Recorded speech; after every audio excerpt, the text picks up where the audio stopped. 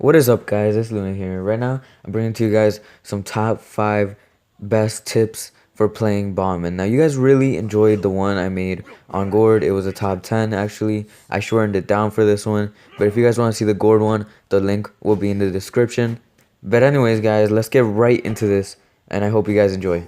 So tip number 1 is to use your abilities as much as possible, since as you noticed, he does not require any mana, which means that you can use his abilities as much as you want without having a limit of mana. So this means you can use them whenever you want and however you want, depending on the cooldown that it has.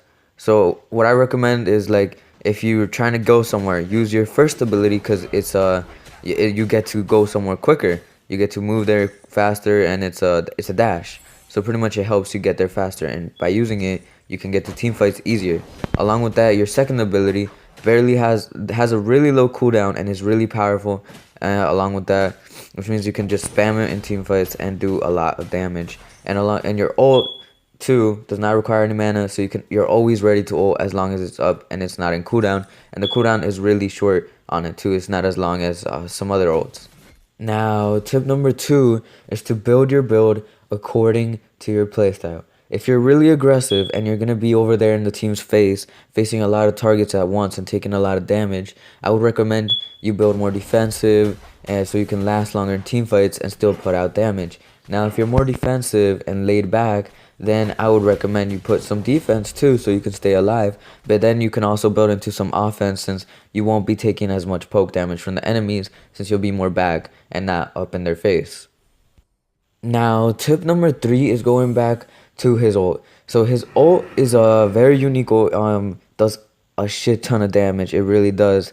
And the thing that it does is, if the more enemies you hit with it, the more damage it actually does to those enemies. So tip number 3 is to ult as many enemies as you can. If you see a cluster of them all around somewhere, just ult all of them, because that will do the most damage and it'll cause a huge effect in a team fight. Now, tip number 4 relates to his passive. So if you did not know his passive, pretty much whenever he kills a minion or something like that happens, he will actually regen health. So this passive can be very useful, and it goes into the tip number 4, because the tip number 4 is that you want to fight around minions. Now, I'm not saying to fight around like a shit ton of minions, like 7 or like 8 or around that, but if you fight around a cluster of minions and you're fighting around him and you use your second ability to hit all of them, you can end up killing the minions in the meantime while you're also hitting him. That regens your health and puts you at a better advantage going against, if you're in a 1v1 or a 1v2, it can really help out.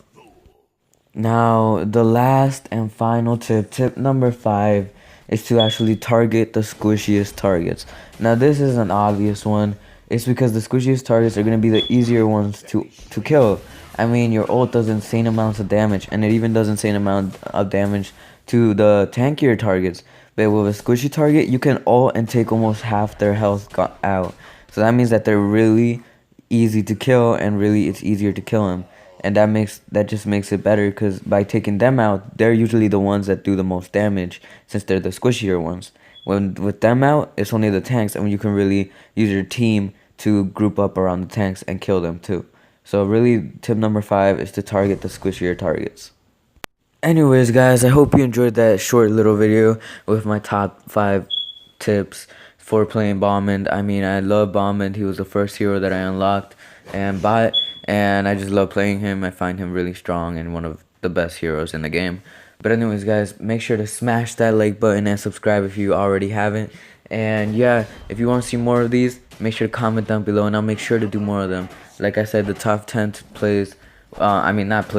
tips for Gord did really well, and so I decided to make another one with Balmond, just a little shorter with 5 more condensed tips, you know what I mean?